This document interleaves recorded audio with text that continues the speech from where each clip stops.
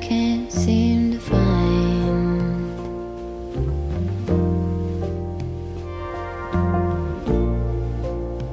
When I go to reach it, just leaves my mind.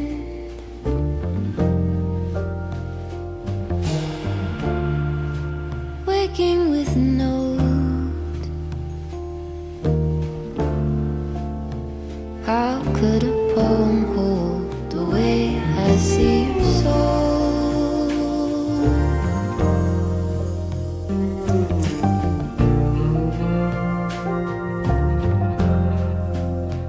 All the colors,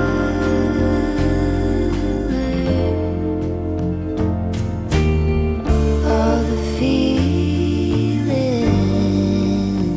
all the wonder of your being.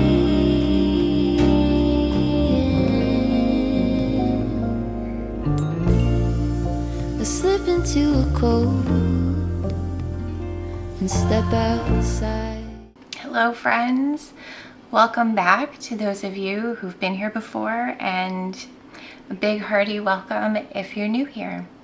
I'm Corinne and I live in the woods of central Maine with my little family, and I like to talk about all things creativity, writing, intentional living, seasonal living, knitting. I know there's a fair number of you who are recent subscribers who came through thanks to my 10 life lessons I've learned through knitting. And I'm so glad that you're here.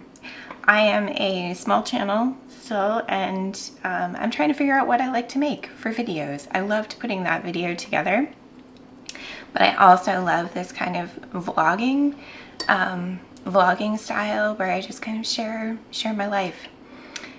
So that's me. Yeah, it's been a minute. We had family in town for 10 days ending on Friday. And yeah, it was a lot. It was my brother and his wife. He lives in Switzerland. And it was lovely to have him here. It really was. And lovely to have my sister-in-law here as well. We love them very much and we enjoy spending time with them. That said, we are a household of introverts, and it's a lot. And there was some overlap because a couple days before they left, my husband and son left to help out my mother-in-law down in Florida for a bit. So yeah, it's been kind of a wild ride, and I was kind to myself and filmed some videos ahead of time. So the last few weeks, there is still consistent content coming up for you all, but I felt really disconnected from it. I think that that's an interesting thing. Like, I generally film on a weekly basis and then feel more connected to those videos when I put them out that same week. So that was an interesting thing for me to realize. Today is Sunday. Yeah, it's Sunday. And it's the first day in a long time that there's nothing on the calendar, and that I don't need to do anything. Yesterday, Paige, my daughter, and I took a metalsmithing class. It was our first one ever. And we made these spinner rings. I don't know the best way to show you. They are so cool. We did, yeah, it was such a fun lesson in creativity. And we did the soldering, the sanding, the hammering, all of the things, which was super cool. And yeah, that had been planned since, like, I think we signed up for that class back in January. So it was kind of funny coming off of this like wild busy time with family, with like big family dinners and everything almost nightly. And then having this class, I wasn't sure how it would feel. But it was really nice. It was really nice to be with a group of women and with my daughter and have some fun kind of beating the crap out of some metal. It was really fantastic. Yeah, it was really fun, and I highly recommend it. I don't know that we'll do it again. Maybe we will.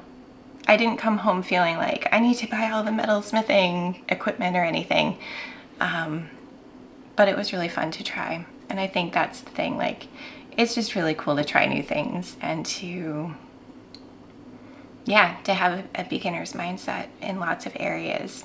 So today, what I really am longing to do is to get my head wrapped around this next week and this next month. That is April 27th. So May is right around the corner.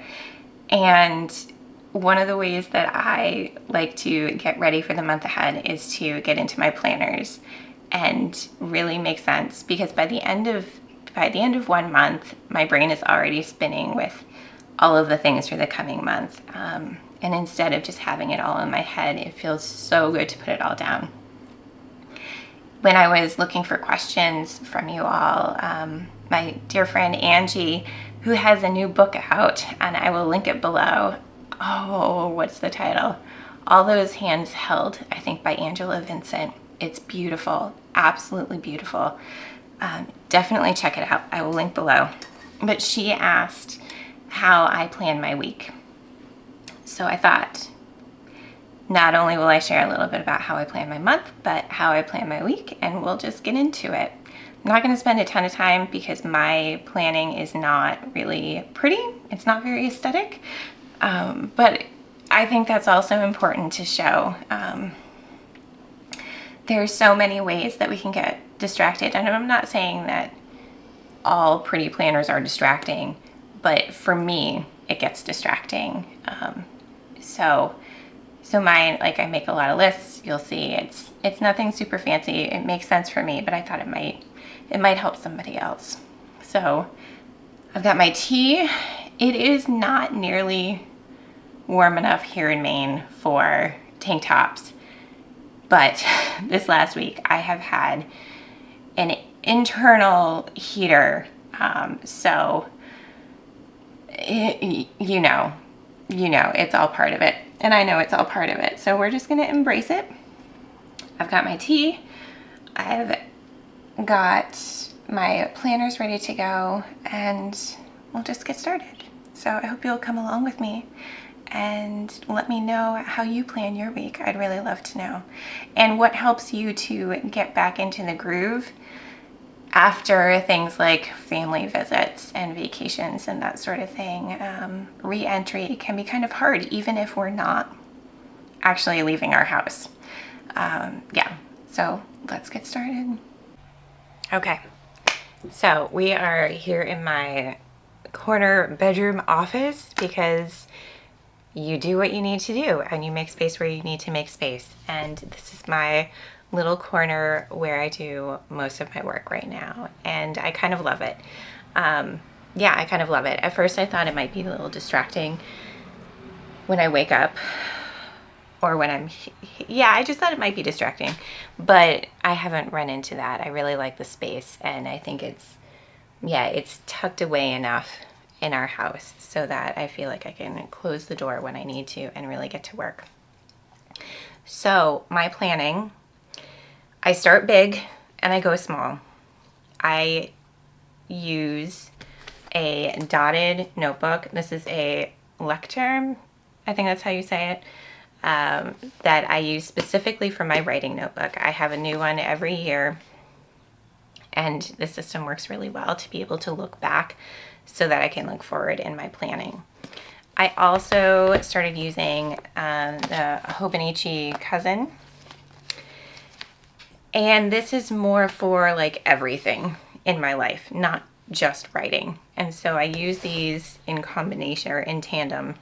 And again, it works well for my brain. And I think that's the biggest thing. You need to figure out what works for your brain in terms of planning. And after years of experimentation, this really is it. I would love to be able to use one planner for everything, but having something specifically for my writing life and my creative work is really helpful, just to have that in a separate space. yeah, it's gratifying, it's helpful, and it just works. So I will start today by looking at May. And the first thing that I do each month is I go back to the very beginning of the year where I wrote out my writing goals for 2025. I start there, I look at it, see where I am, and see what I can do this coming month to touch on those goals and to bring those goals closer to fruition. I also each year do a tarot card spread for the entire year. So I will also look back to the card I pulled for the coming month. And for May, I pulled the Strength card. So I will sit on that and journal a little bit about that in my monthly spread. So let's see what I've started doing. There's a couple things that I will draw out. I'll look at April because there's still, half a week left in April. There's a few things unchecked that will get taken care of in the first couple days of the week. But each month I will make this, I don't know how much you can see. I take out 2 pages and I put writing goals at the top, or April goals and to-dos. I break it down in terms of Patreon, YouTube, one-on-one coaching, other, which can come that can be like everything else. And then I'm stumbling because I'm really nervous about it this month. My personal writing, whatever book I'm working on, and I'm starting a fresh draft on Monday, and I'm really terrified about it because I've built it up in my brain. So part of today is making the space to allow for those feelings, to kind of work through those feelings, to remind myself that I'm capable. I have done this before. I know how to do this. And that's where looking back really helps. So I make this spread for the whole month. I have started making a content calendar, which sounds way more like in-depth than I ever thought I would get to, but it helps me to see where I'm putting my effort. So I just put up I draw a little calendar, and I'll write what I'm doing for Patreon, what I'm doing on Instagram, what I'm doing here on YouTube, that sort of thing, so I can kind of see the flow. And then I get into my week. And so each week I kind of take from that big list what I want to and need to work on. And really most of the time it's just a page. I will write out whatever meetings I have. Week of March. Oh, that's March again. See, I'm already confused. I'll put whatever calls I have, things to do for Patreon, things to do for YouTube, anything else went below. And yeah, the other thing that this notebook holds are notes if I do any classes, any workshops that I myself run or I take from other people. I have a small group of writer friends that we meet once a month to discuss business things and where we are. And so I'll take notes for that in here so I can refer back to it. So yeah, I'm going to get started on that, and then I'll check in a few and show you how I use my Hobonichi.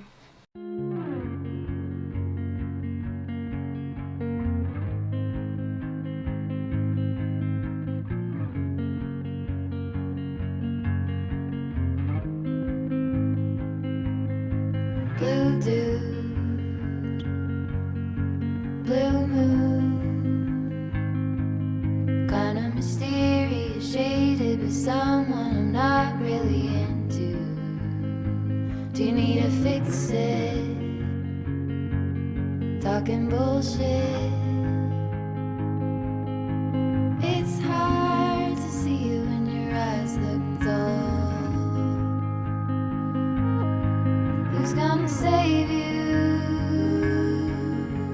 gonna make you not blue?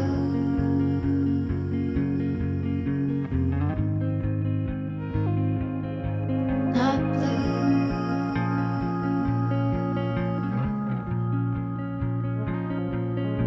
Blue too. That blue. Sort of witty and jaded, but let's not talk about you. Your coyote song on a rerun. Are you hound dog tired singing all night long? Who's gonna save you? Who's gonna make you not blue?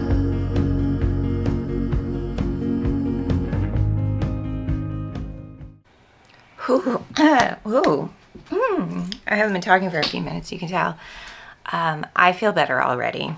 I feel much more centered. I feel much more like I can tackle the week ahead and the month ahead, just being able to lay it all down like that.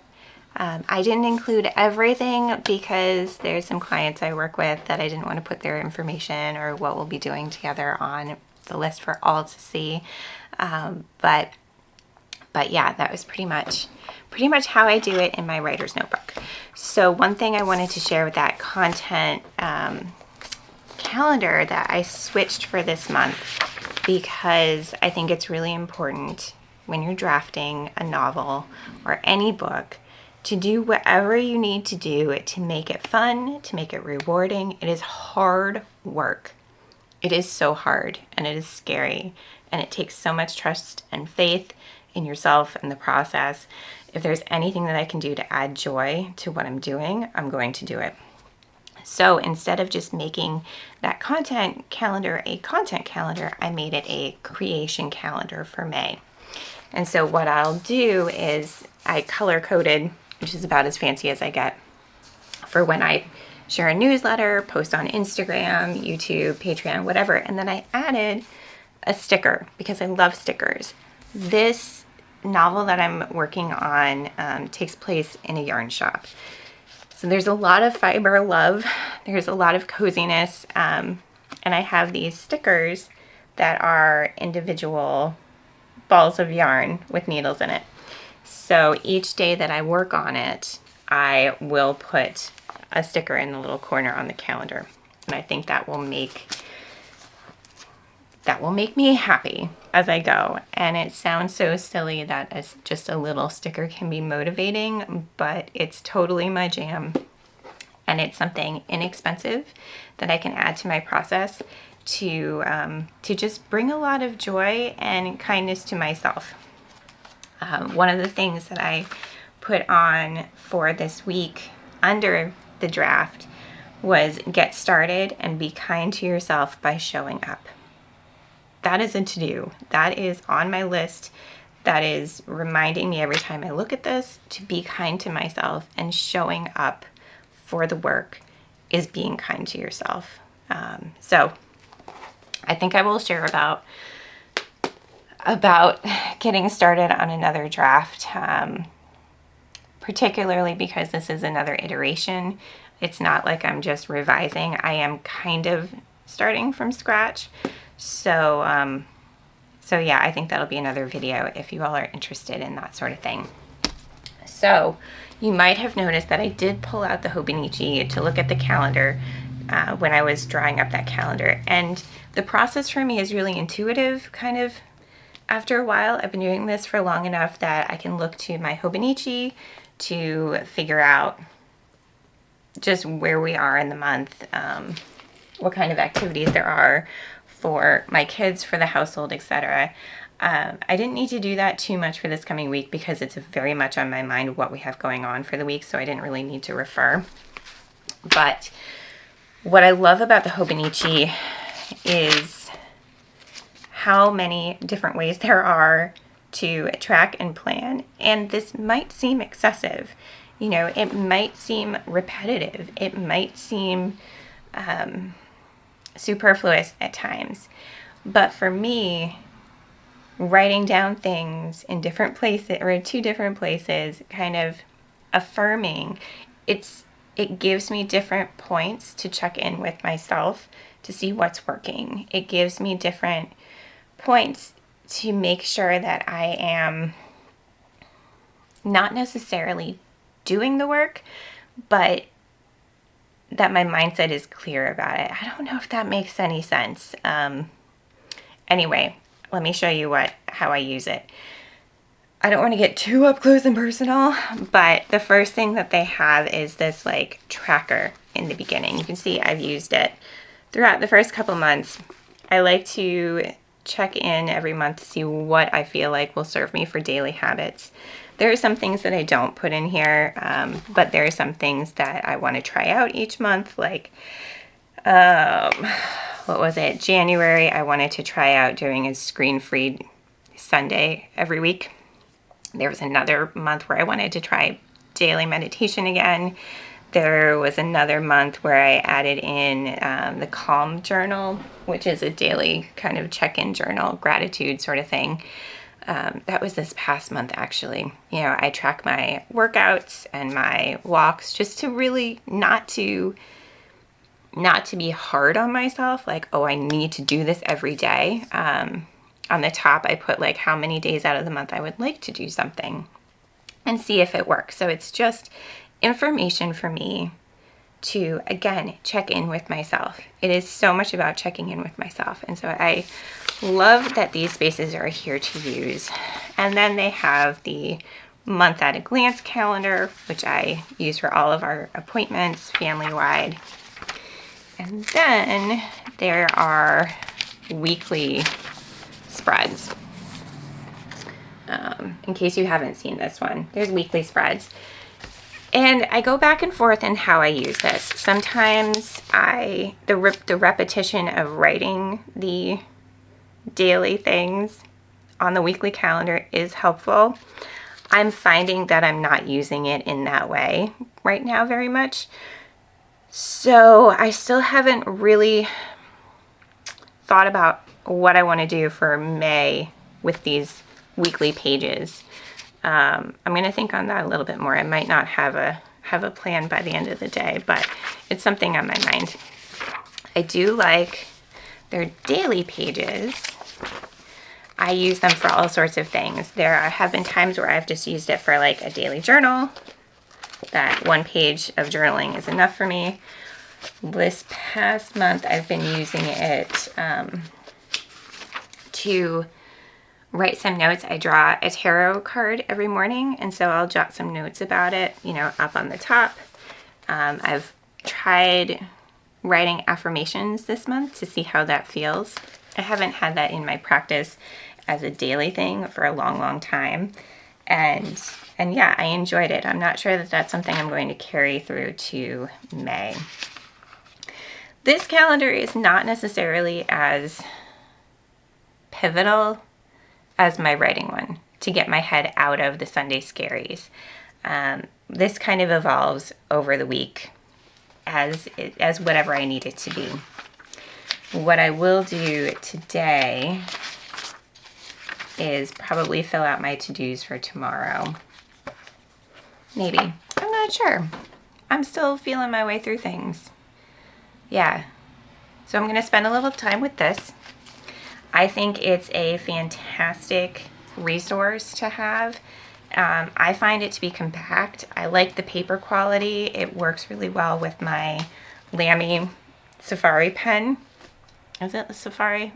Anyway, it's a Lamy pen, the fountain pen. It writes beautifully in this paper, and it holds up really well.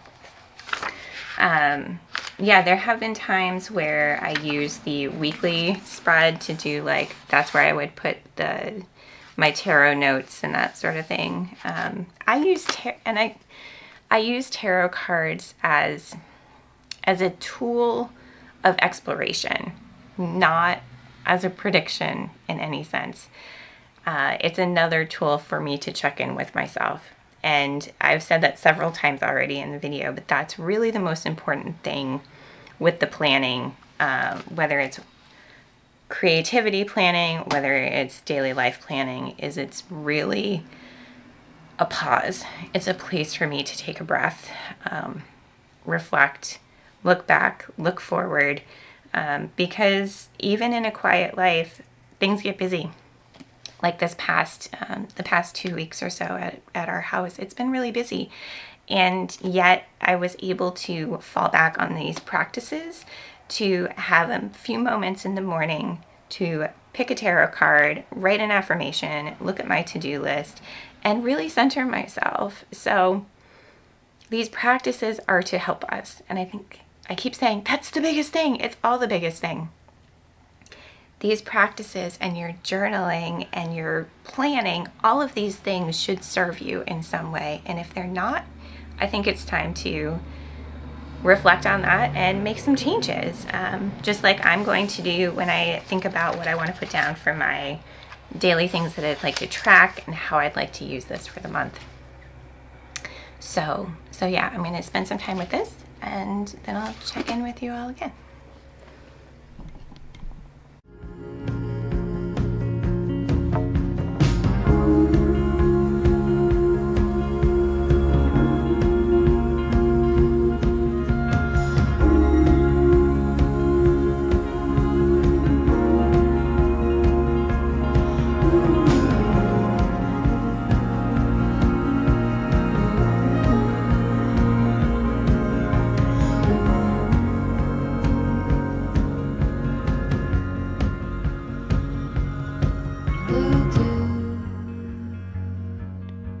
Blue moon,